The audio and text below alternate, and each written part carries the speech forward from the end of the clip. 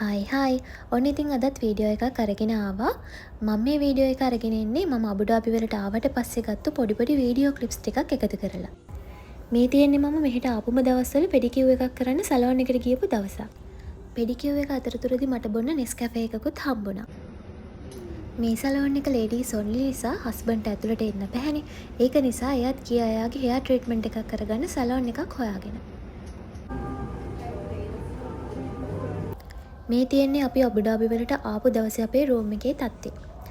අපි යන්තම් ඉඩ තියෙන තැනකින් නිදාගෙන පහවදා උදේ පාන්දරම ගියා රූම් එක අස් කරන්න ඕන බඩු කියන. මේක එච්චර ලේසි වැඩක් උනේ නෑ.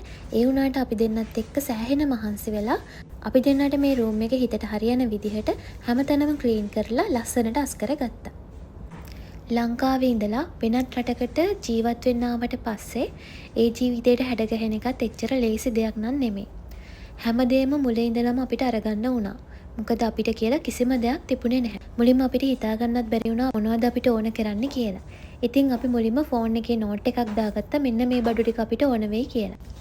කාමරේට ඕන කරන බඩු ටික කීයේ වුණත් අනිවාර්යයෙන්ම ගන්න ඕන නිසා අපි බජට් එකක් හැදුවෙත් නැහැ. රූම් එක අස් කරන්න කලින් වීඩියෝස් ගත්තට අස් කරලා ඉවරුණාට පස්සේ වීඩියෝස් ගන්න මට බැරි වුණා. මේ තියෙන්නේ ඊට ටික දවසකට පස්සේ ගත්ත වීඩියෝස්.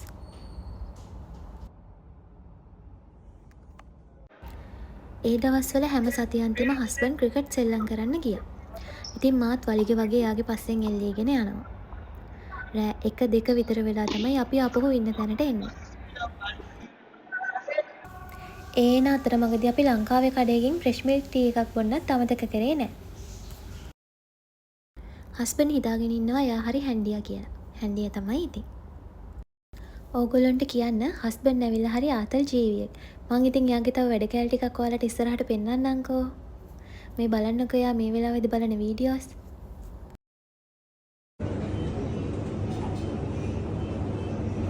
බල්ලෙක් පූසෙක් තියා යාළුවෙක්වත් ළඟපාතක නැති නිසා මං දැන් ඉතින් හස්බන්ඩ්ගේ කෝලම් බල බල ඉන්නවා. ඊට පස්සේ දවසේ අපි ගියා WTC එකට. හේතුවක් නෑ. කොහේ හරි හිතන ගමන් රවුමක් දාලා එන්න අපි දෙන්නම ඕන වෙලාවක රෙඩි වෙලා තමයි ඉන්නේ. මෙහෙට ආවට පස්සේ මම ලංකාවේ වගේ මට හරියන ඇඳුමක් ගන්න සෑහෙන තැනක් හෙව්වා.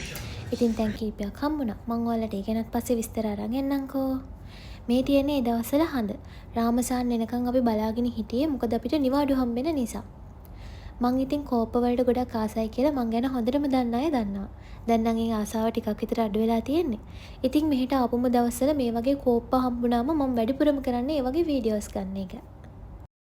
කෙල්ලොන්ට එක එක පිස්සු තියනවා කියලා ඔයගොල්ලෝ දැනන් හිටියට කෝප්ප වලට ආස කෙල්ලොත් ඉන්නවා කියලා ඔයගොල්ලෝ දන්නේ නැතුව ඇතිනේ.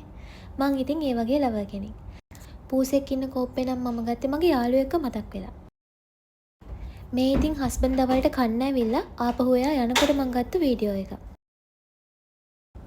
මම මෙහෙට ආවට පස්සේ හස්බන්ඩ් එයා කාපු එක කෑම ජාති කන්න මාවත් එක්කගෙන ගියා.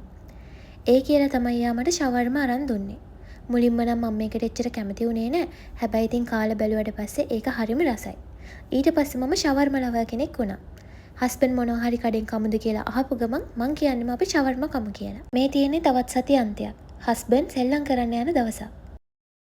මෙන්න මේ වෙලාවේදී හස්බන්ඩ්ව දැක්කම මට මතක් වුණේ ශාන් පුතාගේ සින්දුව. ඔන්න එනවා ඇලා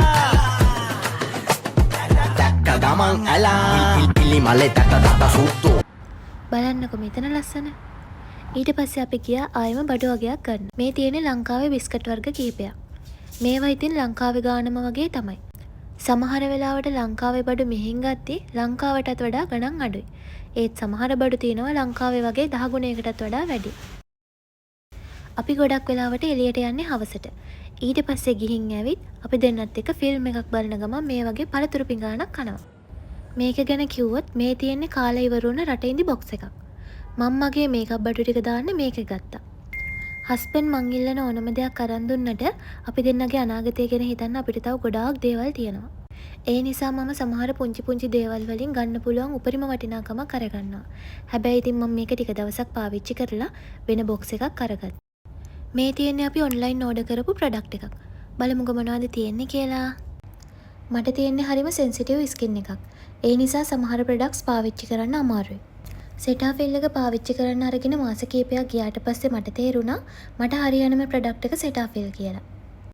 ඒ නිසාම මම මේ සැරේ සෙටාෆිල් එකෙන් ටෝන එකකුත් අරගත්තා. දැන් නම් මේකේ පැකින් එක එන්නේ වෙනස් වෙලා. මේ වීඩියෝ එක ගත්තුම දවස්වල හැමදාම හවසට අපි ඇවිදින්න ගියා. මේ දවස්වල නම් ගොඩක් රස්නේ නිසා හැමදාම එළියට යන්නේ නැහැ. ලංකාවේ අපිට හැමතැනම ගස් කොළන් තියෙන නිසා පරිසරයේ තියෙන වටිනාකම ගැන කිසි අවබෝධයක් නැහැ කියලා මට හිතෙනවා. හැමෝම නෙමෙයි, හැබැයි බහුතරයක් එහෙමයි. ඒත් මේ කාන්තාරේ කියලා අපි හිතාගෙන ඉන්න රටේ හැමතැනකම ගස් කොළන් වවලා තියෙනවා.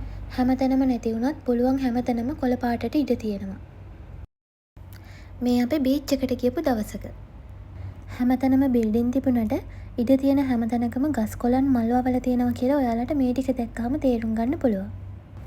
ඒ විතරක් නෙමෙයි, කවුරු හරි කහිර මාරු වෙන්නේ ඉන්නවනම් කඩාගෙන බිඳගෙන යන වාහනත් මම මෙහෙදි නම් දැක්කේ නැහැ. ඒකට විශේෂ හේතුවකුත් තියෙනවා. මාර්ග නීති කඩ කරනවා කියන්නේම අනිවාර්යයෙන්ම දඩයක් වදිනවා. මේ රටේ ගොඩක් අනතුරු අඩු වෙන්නත් ඒක හේතුවක් වෙන්නේ නැති කියලා මට හිතුණා. ඇවිදින්න යන ගොඩක් දවස් වලට පූස යාළුවන්ගෙන් නම් අඩුවක් නැහැ. මෙහි නිදැල්ලේ ඉන්න එකම සතා මං හිතන්නේ පූස වෙන්නේ නැති. අතනට මෙතනට යනකොට අපි දෙන්න TikTok එකක් කරන්නත් අමතක කරන්නේ නැහැ. ඒ දවස්වල මම එච්චර TikTok කරන්න කැමති කෙනෙක් නෙමෙයි. බලන්නකෝ අපේ හස්බන්ඩ් මට TikTok කරන්න කියලා දෙන විදිය.